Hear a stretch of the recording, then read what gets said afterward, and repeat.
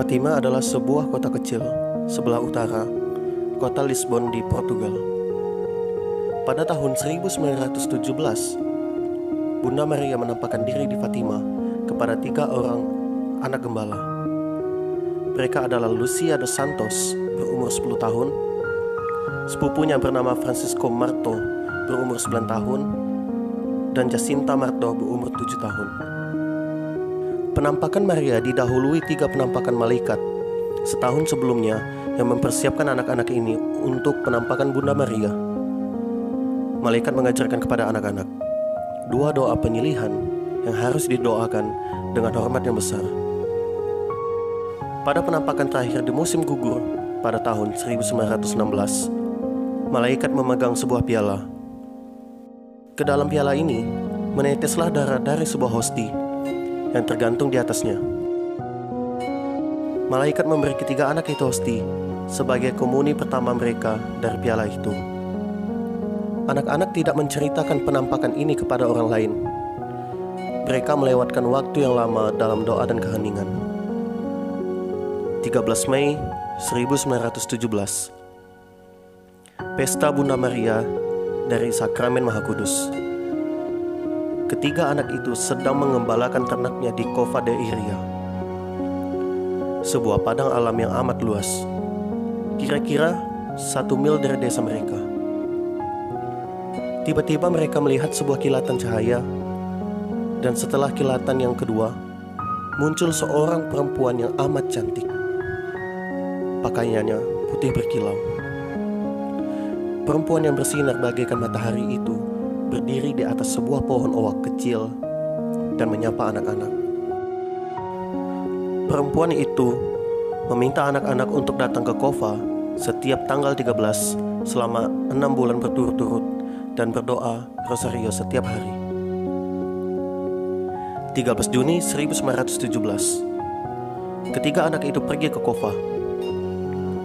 Pada kesempatan itu, Bunda Maria mengatakan bahwa ia akan segera membawa Jacinta dan Francisco ke surga. Sedangkan Lucia diminta tetap tinggal untuk memulai devosi kepada hati Maria yang tak bernoda.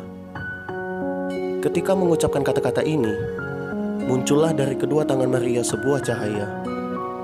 Di telapak tangan kanannya, nampaklah sebuah hati yang dilingkari duri. Hati Maria yang tak bernoda, yang terhina oleh dosa manusia. 13 Juli 1917, berkorbanlah untuk orang berdosa, tetapi teristimewa bila kalian membawa suatu persembahan. Ucapkanlah seringkali doa ini. Ya Yesus, aku mempersembahkannya karena cintaku kepadamu dan bagi pertobatan orang-orang berdosa, serta bagi pemulihan atas segala penghinaan yang diderita hati Maria yang tak bernoda. Kemudian Bunda Maria memperlihatkan neraka yang sangat mengerikan, begitu ngeri sampai anak-anak itu gemetar ketakutan. Kemudian pada tanggal 13 Agustus 1917, anak-anak tidak bisa datang ke Cova karena mereka semua digiring ke pengadilan oleh penguasa daerah setempat. Mereka diancam akan dimasukkan ke dalam minyak panas. Anak-anak dijebloskan ke dalam penjara selama 2 hari. Pada tanggal 19 Agustus, Bunda Maria menampakkan diri pada saat anak-anak sedang menggembalakan ternak mereka di Valinhos.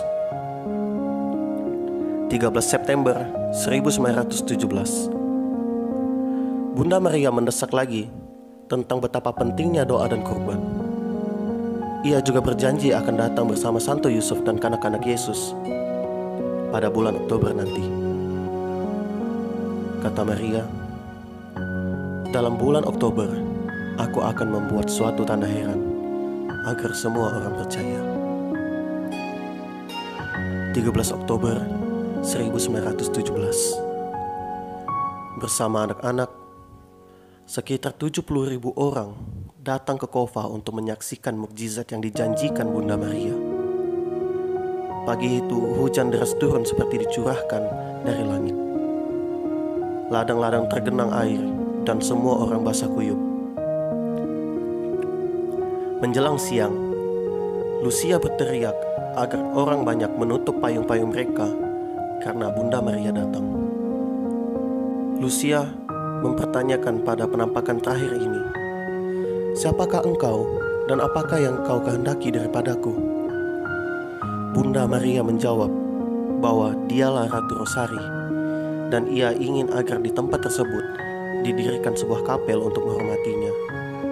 Ia berpesan lagi untuk ke-6 kalinya bahwa orang harus mulai berdoa rosario setiap hari. Manusia harus memperbaiki kelakuannya serta memohon ampun atas dosa-dosanya. Kemudian dengan wajah yang amat sedih, Bunda Maria berbicara dengan suara yang mengibah. Mereka tidak boleh lagi menghina Tuhan yang sudah begitu banyak kali dihinakan. Bunda Maria kemudian pergi ke pohon oak sebagai tanda penampakan berakhir. Awan hitam yang tadinya bagaikan gorden hitam menyingkir ke samping memberi jalan matahari untuk bersinar. Kemudian matahari mulai berputar. Gemerlapan berwarna-warni berhenti sejenak dan mulai berputar-putar menuju bumi. Orang banyak jatuh berlutut dan memohon ampun. Sementara fenomena matahari terjadi, ketika anak melihat suatu tablo keluarga kudus di langit. Di sebelah kanan tampak Ratu Rosario. Di sebelah kirinya Santo Yosef menggandeng tangan kanak-kanak Yesus dan membuat tanda salib 3 kali bagi umatnya.